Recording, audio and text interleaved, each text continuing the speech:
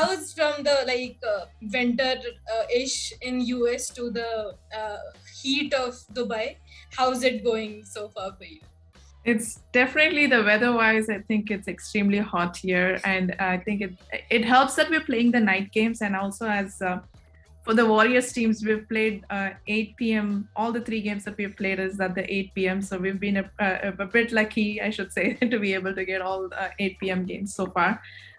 It's definitely hotter, but in California, it does get a lot more hotter during summers, but we're just coming off winter and spring now. So it hasn't been too bad, I should say, but in the afternoon, it's definitely hotter when we've had practice sessions. But proper recovery and hydrating ourselves has, definitely helped us be able to, cope up to this challenge. Just like anything else, we should be able to adapt ourselves for whatever is thrown at us. So this is one other thing, other than the many other challenges that we have in this tournament. Absolutely. And it's been 3 matches so far for your team. How has been your personal experiences of the tournament? It's been fantastic, and I think that's what I've been conveying. And this concept itself, what we've been doing, and able to just rub shoulders with all of the full member playing associates in our team has been great. Working with Mignon or working with Haley Matthews on the field, get them telling me how to be able to make those changes on the field and giving me those leadership tips as to how they do it in their own country. It's been excellent. And also not just Mignon and Haley Matthews, there are other teams, leadership group in my team. Like, for example, Yasmeet Khan is a vice captain of Namibia. Shamilia is the vice captain, former captain of Botswana. So there is a lot of leadership, I should say, candidates in our team itself. So it's been excellent trying to understand their own ways of managing cricket on field and off the field as well. So personally, I'm actually just being a good sponge, as to say, and to try and take in as much as I can, and hopefully I take all this back to my home country and be able to pass it on to the future of USA cricketers. Your aim, you're the only, as it has been said most of the times, that you are the only captain who is from the associate nations, who is leading the side in the initiative. So one thing that stuck with me, you said, is that you want to take the knowledge you get, and especially you're talking to people about the domestic structures in their own countries, and which you want to take to US. So what is, on those specific lines, what has been in learnings about the domestic settings for, let's say, for example, West Indies or Australia, that you have learned from these players? So definitely, if you look at it, Australia's structure is probably the most defined, I should say, and West Indies and South Africa, as far what I've heard, is also a very much work in progress. Probably we all should take a leaf out of the Australia's book and try and see how they do it, and that is why they are where they are today, right? They're number one because of how much they have already invested on their domestic structure and grassroots levels to get the players out there, and they have already maybe 15 or 20 already waiting in the benches to take one of those places, and they're ready when they come on the field. They don't look like they are in the bench, but they're already ready to be world number one or number two. So I think we just have to take that. It definitely takes a few years for us to invest and believe in the processes. We might not be able to get the results straight away, but actually getting the process right, and eventually in a few years down the lane, we will be able to get the results that we wanted. Nobody has reached that high in a couple of years, or just in a matter of investing in a couple of years. It's investing for a number of years and giving those opportunities and building that grassroots level of structure. That way we have influx of players coming in from the grassroots level, age group levels, and we should be able to build that. And I think that's one thing we definitely want to do in the US, is basically build the under 13, under 16, under 19, so that we're able to bring them up in the age group levels to the definitely the senior teams. As you can see, we have a number of players over here already from associate levels. My dream would be that we definitely have a lot more USA cricketers in the next edition of the FairBreak Invitational. Much more youngsters, I should say, the 15, 16-year-olds that have already made a debut last year in our teams in Mexico, and Zimbabwe. I'm looking forward to that. I'm definitely looking forward to them. Also, you mentioned about the under 90s, and I think recently, if I'm not wrong, Geetika Kodali led the team that went to Windward Islands for the under 90s thing. So the things are happening, the ball is rolling, and it is somewhere it had started in USA. Speaking about her, she's been in form in this tournament, and she's taken big wickets. I know she took some few wickets against your team also. She took Georgia Redmayne. So it must be a proud feeling being her captain of the national side and looking at young players from your country making their name at this kind of tournaments. Oh, yes, definitely. I mean, Geetika Kodali has been in our system since she was like 15 years old. She made a debut at 15 in 2019 in the USA. And she's been there for a few years, I should say. Even though she's only 18, we already put her in the league of being the senior bowler for us in our country. So definitely, she's worked hard for this, and I'm happy that she's reaping the rewards now. Fast bowling isn't easy, so she's definitely picking a lot of inputs from Shabnam Ismail that she's working with, and she's actually mentioned to me that Ismail has been of a great help in trying to give her a little bit of tips, and I am so happy for this exposure for her because she's only going to be a better cricketer from this experience, and we definitely need that for our USA side.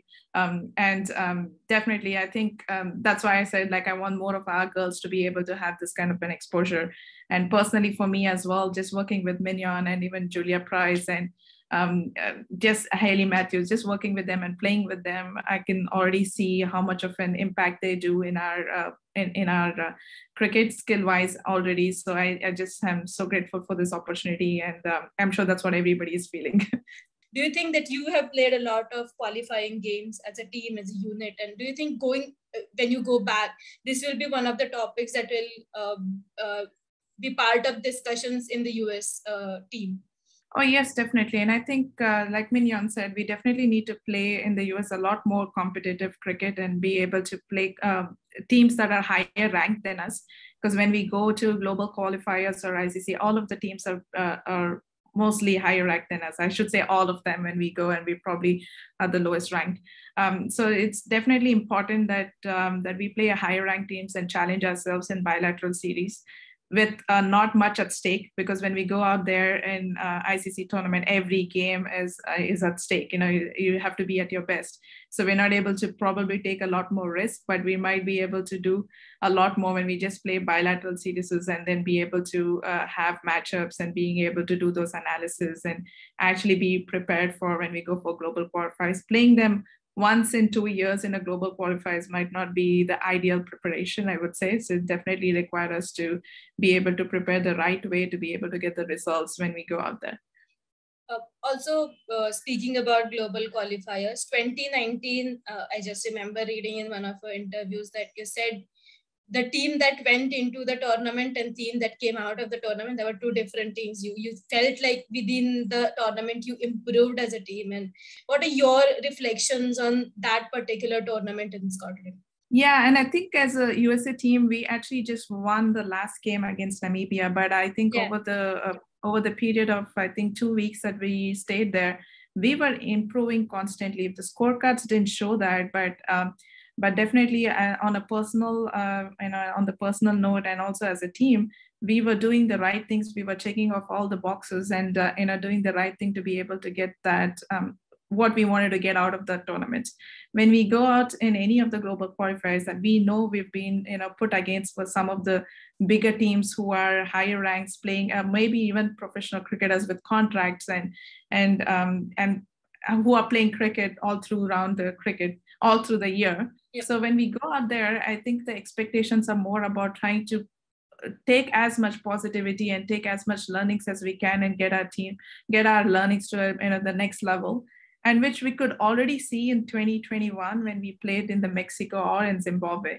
And if you see, one of the things that definitely the selectors and the USA Cricket organization were put forward was put in a lot of faith in the youngsters. So if you see our Mexico team, we had 10 out of the 15 who were under 18, I should say. So they definitely put in a lot of faith in the youngsters, and we definitely saw that results in terms of how we were, the energy on the field, and also fearless cricket, I should say, because the youngsters today are very fearless. And I hope we were fair. I think it's rubbing on to us as well as seniors that they are teaching it 2 or 3 with us, and we're able to give them the experience that they need. So I think we're definitely gelling together as a team better in the past couple of years. 2019 was an eye opener even for me personally on my cricket as well. So we're going the right direction, I should say, and USA Cricket has been doing everything possible to get us the right exposure to be able to compete in the full time in this World Cup qualifiers. You had the opportunity to work with her as a captain and a coach. So how has her influence been on you yourself as a captain and as a team as a whole? I think as you've already talked to Julia Preston, you should know that she's a very data-driven person as well. She does a lot of work behind and which nobody probably knows the amount of work that she puts in, before she comes on to talk in all the shows, because I do know how much of work that she puts in. And even during our, I think the one thing that she definitely changed once she came on board as the head coach is being able to do those analysis, which we were pretty much not used to, be video analysis, doing those matchups, trying to understand and how to read the batter and how are we going to plan. And she brought that into the team, which we were not doing before. It was new to us, and we were able to pick up those, and we knew what we were doing when we went on the field, because we'd done the work beforehand of knowing how these batters are going to bat, who should we bring on, because we did a lot of work behind. And I think that is what she brought into the team, trying to be able to tell us. And she's also very much process driven. She's not result oriented. If I have definitely understood that. And personally, for me, she's definitely made me a better leader, a better person that I am today, and also a better cricketer. And she definitely challenged me a lot of times with the decisions that I was making, but challenged me in the right way, asking the right questions. And she's made me believe and also gave me that freedom, saying that this is your team and I am here to support you. And I think any decisions that I've made on the field or off the field has been my own decision, but definitely challenged and directed in the right way by her.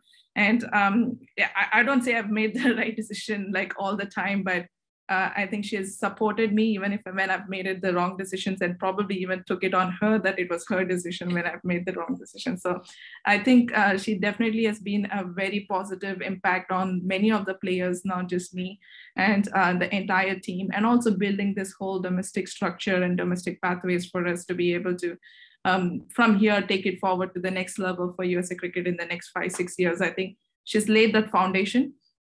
And we're very grateful that, for her to be able to, give her time to be, for this. And she's one of the better coaches, or the best coach that we could have had. And at the right time, I would say we needed it at the right time. And she has been there for us. So definitely a big shout out to her for everything that she's done for USA Cricket.